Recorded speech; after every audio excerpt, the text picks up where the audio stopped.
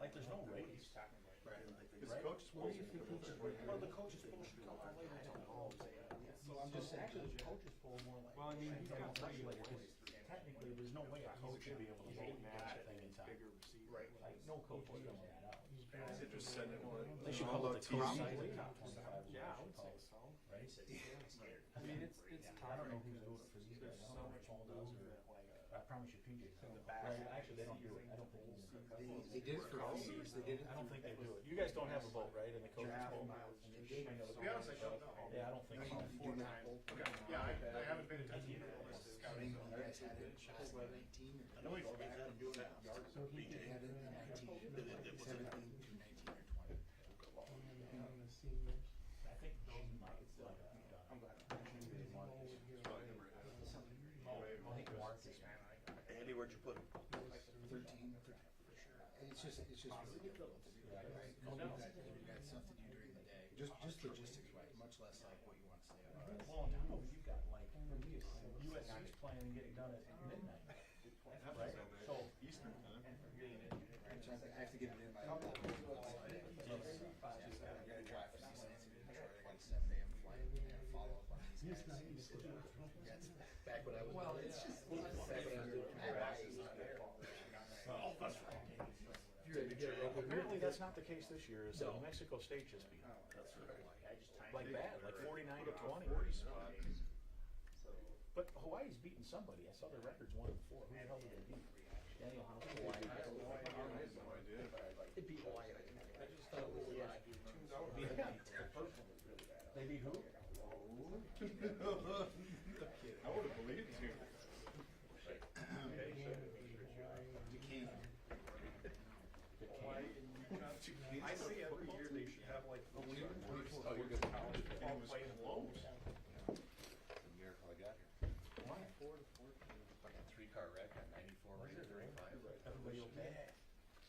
How about I think they're fine, but there's one lady's car was frozen on the suspension. State trooper had a meltdown at a driver trying to help him. All those players debris all in the road and he's trying to clear it. And the car in front of me goes, he stops and he goes, Yeah. like, yeah, you're right, dude.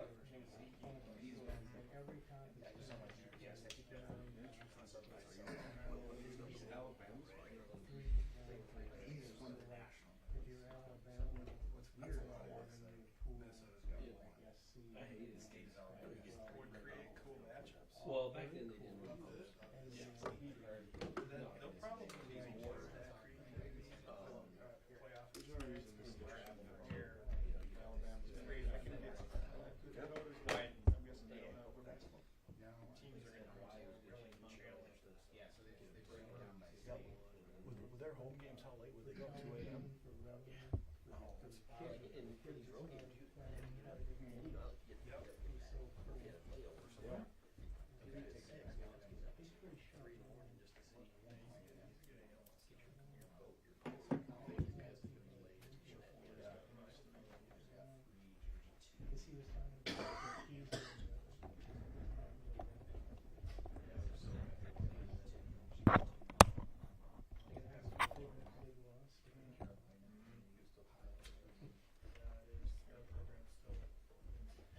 You don't make the rules, you just hear it. I understand. I don't know what it is. It's crazy. Yeah, just think of a lot of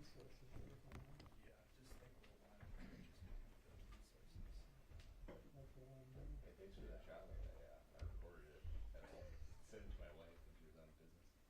She thought it was hilarious.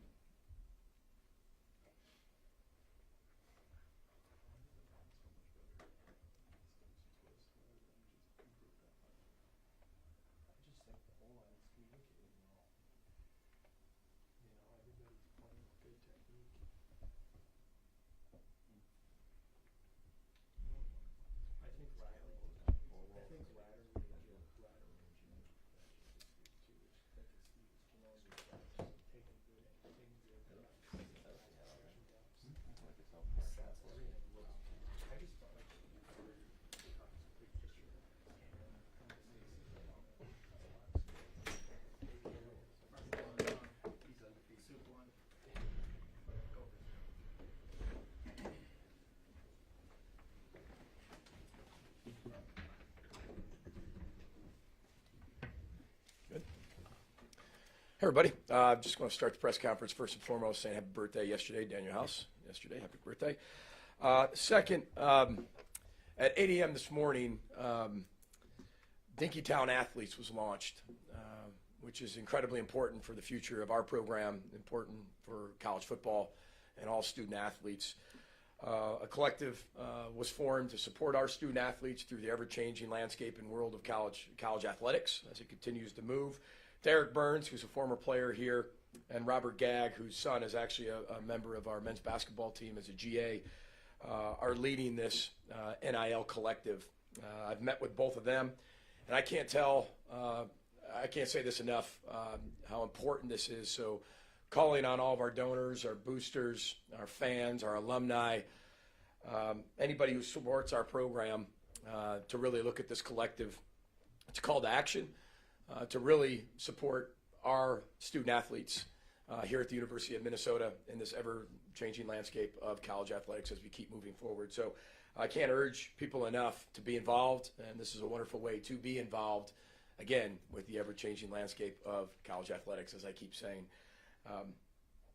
It's incredibly important as we get into the roster management, building a roster of the future of especially college football into our job of what we need to be able to do as we keep moving forward to create the most elite experience here at the University of Minnesota that we can possibly provide our student athletes on the field, out the field, academically, athletically, socially, and spiritually as we continue to do that. So with that, we'll open up for questions. PJ, defensively, you guys disguised quite a bit at the line of scrimmage. What was the game plan with that, and how did you feel like it was most effective? Yeah, well, first of all, I thought we had a really good defensive game plan. Had to keep some things in front of us, because, we had one time where I think Jaden Reed goes by on a post and, they overthrow it. But that was one of the rare times they went over our head. We knew that we had to be able to change the picture for Peyton. He's a really good quarterback. That's our only chance is to find a way to be able to make the picture change and move people around. And I thought our guys, it's one thing about moving people around. Another thing, as we said, of changing the call. And then it's another thing of actually executing exactly where you're supposed to be. Where's your landmarks? Where's your drop? Where are you supposed to be? Where are your eyes? So our players deserve a lot of credit for executing that. But just like every week, that's what we keep talking about. This game plan is completely different from the one in Colorado. Colorado's completely different from Western Illinois. Western Illinois is completely different from New Mexico State's. It's taking that one-game championship season. How are we going to be able to put our players in the best position to be successful for this particular week? And then how can we practice that all the way through the week so they can execute the game plan the best they possibly can and come as close as mastering as they possibly can. So I thought Coach Rossi and the defense staff did a really good job of that this week. And the players did a really good job executing it. And again, what was it good enough? How good was it? It was good enough to be 1-0 against Michigan State, period. Given how much you guys focus on blocking out the outside noise and all that stuff, how do you feel about being in the top 25 this week? Well, I think anytime that happens, that's good for the brand of the University of Minnesota, period. It's good for our president. It's good for our admissions. It's good for everything. We are not the most important thing on this campus at this university or even in this town. Made that very clear. But we can be a front porch to all the things we talked about, to getting more and more students to be attracted to the University of Minnesota, enrollments up. You get even higher quality students to come here that continue to do medical research, change the world, do things like that. And we're talking about a game that allows you to be able to have that type of exposure, especially when you get nationally recognized. Now, that doesn't mean anything necessarily inside of our program. We have a lot of guys who have had that happen before. They've been there. They understand how the external message will get louder, but the internal message has to be, the loudest, period. And they're going to hear it. It's just about the difference between hearing and listening. We have a job to do, and this is a perfect example of homecoming. I always give my homecoming quote. We're not in charge of the punch. We're not in charge of the streamers. We're not in charge of what to match our dress with our suit of our date. We're not in charge of any of that, right? We're in charge of taking care of a football game and playing our best football to be 1-0.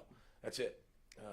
And it's the same thing with when you're talking about people recognize you from the outside. I mean, you hear it, but they've got to listen to the inside way louder.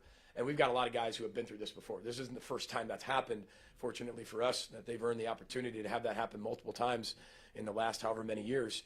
So, they know how to handle that. But again, good for all those outside reasons that we talked about. Our job is to find a way to play our best in a one-game championship season. Is your offense getting the best of both worlds in terms of being able to control the clock, but also getting some pretty substantial chunk plays? Yeah, I think that's helped us. I think third down has helped us. I think you look at the third down statistics, and again, I mean, we have a 3rd and 21. I think it was against Colorado and rip out a run, for almost 40 yards. We have a few third and longs this past game. We convert them, keeps the drives alive. But it comes down to execution, period. Whether it's first and second down, if you got third and longs, you're not doing a really good job on first and second down. We've had a penalty here that set us back. We've been able to execute it. Defense got off the field. Offense is just running our offense, taking what the defense gives you, everything setting up one or the other. But we just have to find a way to continue. I sound like a broken record. Just execute the game plan and take what the defense gives us and be efficient. And I think that's what this team has done up to this point, is just be efficient. That doesn't promise you're going to continue to be efficient. Nothing's guaranteed. You have to continue to earn everything that you get. And that's what I love about this team. They want to do that. They work incredibly hard. I've told you since January what type of DNA this team has. But when you're in the Big Ten, I mean, every single week, every team gets tested, no matter who you are. It's not just us. It's not just Ohio State, not just Purdue. It's not just Michigan State, not just Michigan.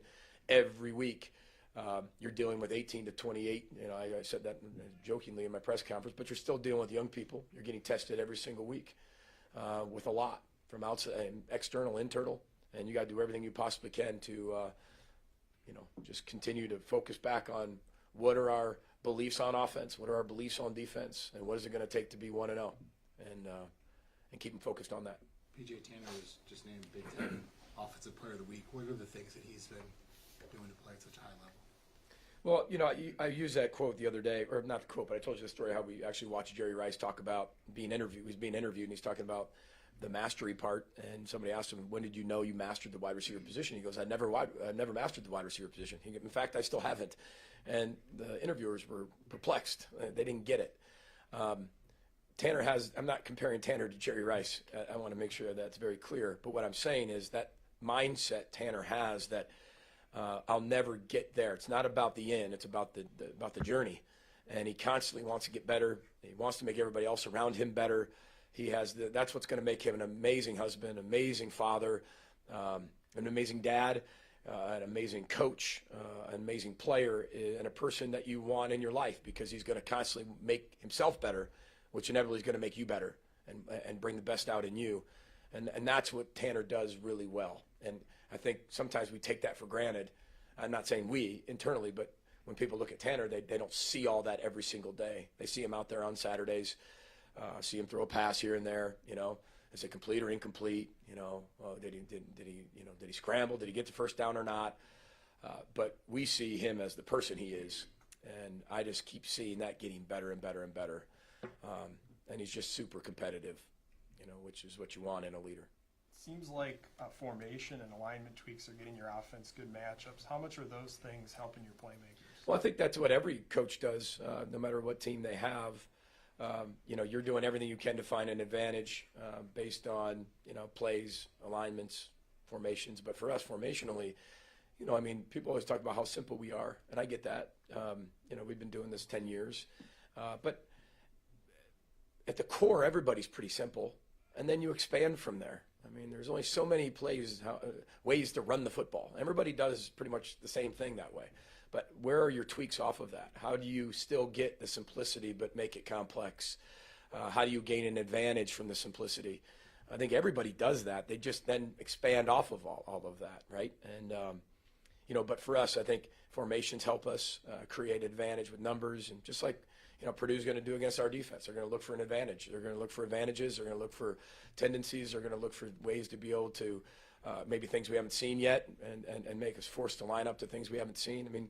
That's part of football. That's part of that chess match, and that's what we do throughout the week.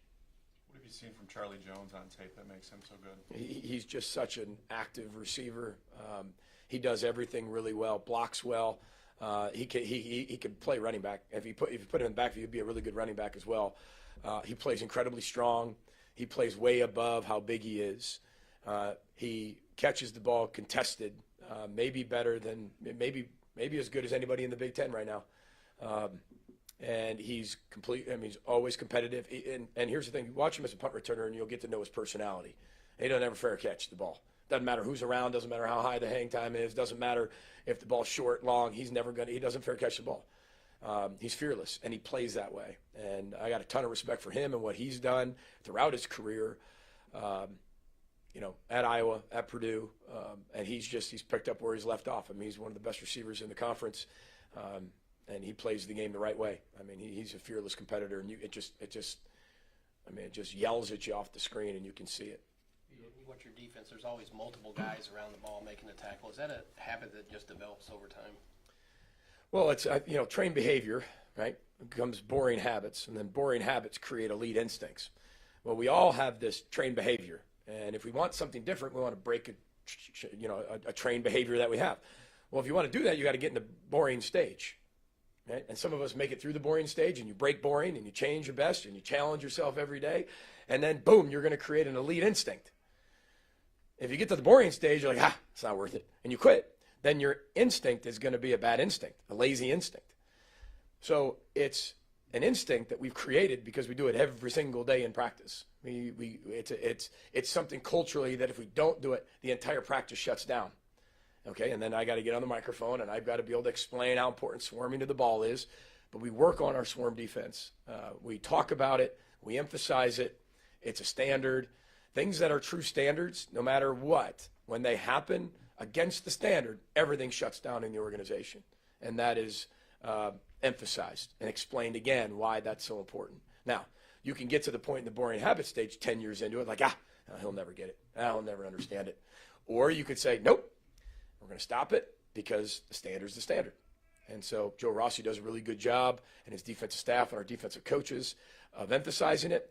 And we have to do it to be successful, and our players want to do it. And that's where that maturity shows up in our football team, because I've seen football teams, and I've coached football teams, that they have to do it, but not everybody swarms, and you don't have as much success. But again, that's just a piece of it. That doesn't promise you're going to have success because you do that, but it gives you a better chance to be around the football. We punch the ball out down there in the green zone, and the ball takes one bounce, and boom, Justin Wally, he's being blocked, actually sets the edge, right, turns the opposite way, and when he turns around, because he's moving towards the ball and swarming to the ball, he don't even know where the ball is. He just turns around and runs. Ball hits him right in the hands, picks it up, and we have a fumble recovery. So, again, that's that trained behavior, boring instinct. What we do in that boring instinct, or that boring habit stage, I should say, creates whatever instincts we're going to have, right, as a human being. So we're constantly fighting human nature daily, and that's what I mean by that. Looking forward to seeing what a stripe out will look like on Saturday. I'm just excited, to be back in Huntington Bank Stadium, period. Like I said, our job is, it's a game for us. We've got to find a way to put the best plan together, become 1-0 against a really good Purdue team, period, that we respect wholeheartedly, and they're a really good team, really well coached, and always have great game plans against us. But we have incredible fans, and I hope everybody knows what section they're in. They know exactly what to wear. And, Grimmy will help you. JG's actually said that he'll help too, and if you just, I don't know, go on his Twitter handle or whatever it is, he'll get you a shirt if you can't provide it. He said he'll help out. I'm sure Grim will do the same thing. But it's just, there's fan bases. That's what creates energy in college football. That's what makes the NFL so special, is the fan bases. That's what makes this so fun. We played in crowds when there were 0 people in the stadium in 2020. It was a very different experience, right? And I think everybody can share that. And I don't think that's happened in the course of my lifetime. So when you look at that, you truly, hopefully our fans have a better appreciation of going to games and what atmosphere they can create all over the country. I'm sure Purdue feels that about their fans too, and the environment they create there. And the Vikings at home. I mean, that's what it's all about. So hope everybody has a great time with it and really buys into it and has a great time with it. Daniel Jackson had a couple splash plays on Saturday. What has he been doing behind the scenes, and how much was it for him to overcome that injury that he had. Yeah, I mean, he's been doing this now for 2 years. It's just we haven't just got him on the field consistently with some health deals. But other than that, I mean, he's been great. I mean, he's been showing us that all the time. I mean, he had a tremendous training camp up to the point he got hurt. But that's what he's been doing. So there's nothing new. It wasn't like he went in there and like, oh, I wonder what this guy's going to do.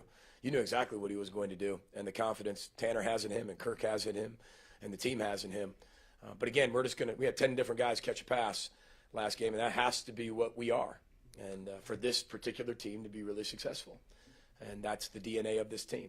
And it's that next man up mentality, and they're ready for their roles when the pressure of the situation creates itself.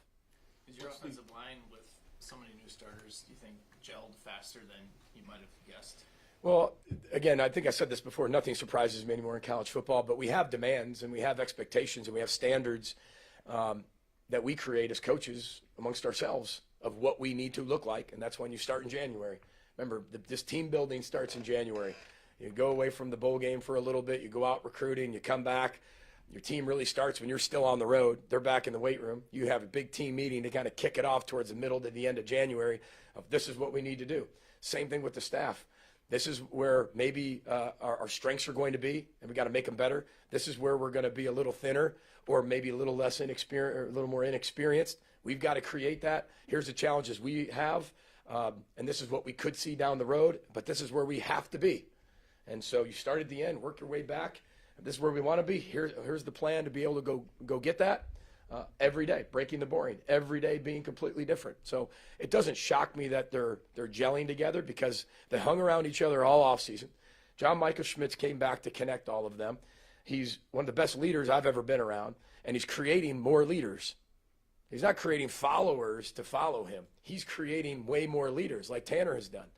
And we have so many guys I can say that about on this team. But that doesn't surprise me because of how much they're actually around each other on the field and off the field. And that's how you really gel. If you just hang around each other at practice, I mean, you're only going to get to know somebody at a surface level, athletic level, and that's about it. PJ, can you talk a little bit about defenses always want to create turnovers, and how do you implement the standard, the discipline? So I know you want to create turnovers, but you also want to adhere to your fundamentals so guys don't get out of position, trying to get interceptions, or you don't want to get crazy at knocking the ball out. How do you implement that? Because it seems like you've got a really good balance that way. Yeah, we talk about creating takeaways when they present themselves. They don't present themselves every single play, right, all the time, right? But when they play or when they actually create, or can we create that within the pressure of the situation, within the scheme, can we do that? Like Thomas Rush, the way he tackles. The guy who knocks it loose is the guy you don't see. When Mo fumbles, he doesn't see the guy on his right, right? So we know that. So if we can swarm to the ball, and as we punch tackle, the ball might not come out every single time. But if it does come out and then we swarm to the football, we can take advantage of that. We were doing a lot of that in the first beginning parts of the season. We just didn't get as many takeaways. We didn't have many plays to even have that. But that's not an excuse. But they didn't present themselves as much as, hopefully, as we keep going forward, they will present themselves. There's going to be more plays maybe played in Big Ten ball. And I think you saw that in the last game. When we had opportunities, we did. And then we had guys create plays within their role. So make the play when it presents itself within your job, within the scheme. If you can do that, you're going to be a really good defense. But just to say the only thing that matters is takeaways. I mean, that's, I want you playing really good defense first.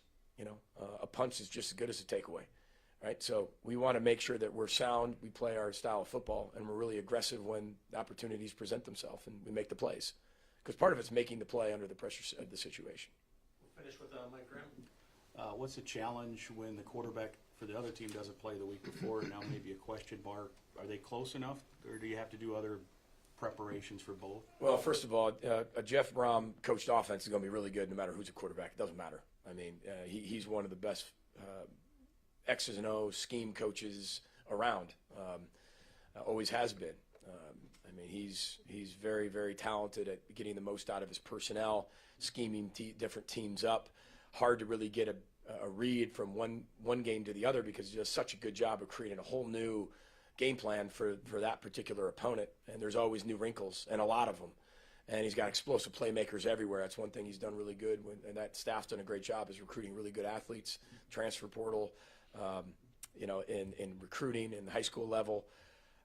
But they're going to be really good no matter who plays at quarterback. Even last week, you look at the numbers, and I mean, you would have thought Aiden was in there because they were so consistent. And both quarterbacks that have been there, multiple years, been in the system a long time. So we're going to prepare like Aiden's going to play.